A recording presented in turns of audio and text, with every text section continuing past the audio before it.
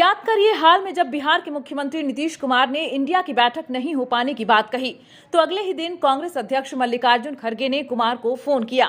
खड़गे ने नीतीश कुमार से कहा कि कांग्रेस अभी 4 राज्यों के चुनाव में व्यस्त है और चुनाव के बाद इंडिया की बैठक बुलाई जाएगी। रविवार को इन चारों राज्यों के चुनाव परिणाम को नीतीश कुमार की उस मांग से जोड़कर देखा जाना चाहिए।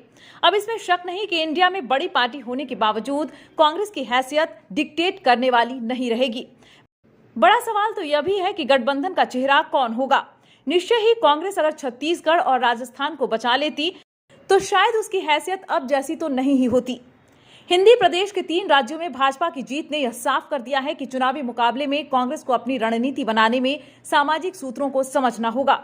भाजपा ने कांग्रेस से 2 राज्यों की सत्ता छीन ली और मध्य प्रदेश में वह अपना किला बचाने में कामयाब रही। बिहार में जरूर राजनीतिक एजेंडा को नीतीश कुमार ने बदलने की कोशिश की है। जाति गणना और आरक्षण संबंधी कानून बनाकर उन्होंने भाजपा से लोहा लेने का एजेंडा तय कर दिया है। पर भाजपा विभिन्न सामाजिक समूहों को साधने के लिए एड़ी चोटी का जोर लगा रही है। इंडिया को यह भी सोचना होगा कि जाति गणना का मुद्दा छत्तीसगढ़ से लेकर राजस्थान और मध्य प्रदेश में काम न आ सका। कांग्रेस नेता राहुल गांधी इस मुद्दे को सामने कर भाजपा के प्रतिबद्ध सामाजिक समूहों को अलग नहीं कर सके।